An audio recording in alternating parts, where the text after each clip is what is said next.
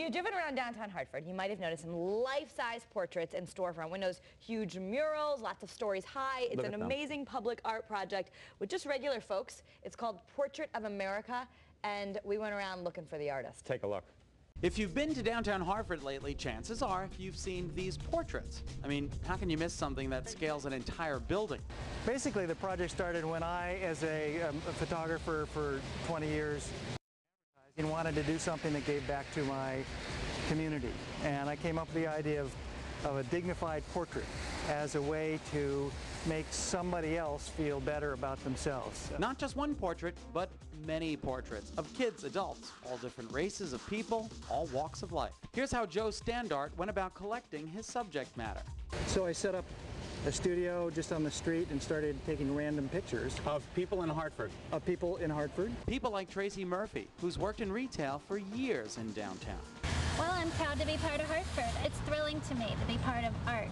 It's Joe's intent to get people talking to each other, about each other, to learn who's in the city and what they're up to. Has it created any buzz? It has absolutely created buzz because people come in and say, hey, that's you. Here's a case in point. These four gentlemen visiting from D.C. just started talking to us about the project. Alex Lasky thinks it's great. It adds a little bit of personality to the storefronts. It adds a personal dimension that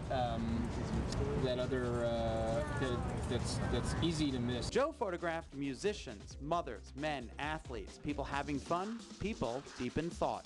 And many of the portraits come with a phone number. Now this portrait has a little dial and discover next to it. All you have to do is dial this number to learn more about Donna Berman. So I'm going to dial it up and see what I can learn. Oh, hello, Donna. She can't hear me, but I can hear her. And I'm going to learn all about Donna, which is pretty cool. She's a rabbi and head of the Charter Oaks Cultural Center. The portraits are not only on buildings and streets, but here at the Hartford Public Library. It's really here because the library is such a central focus for the community. Who's this?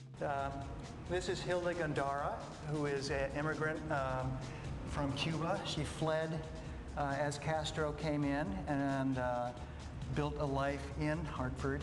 I encountered these two twins at the Artist Collective.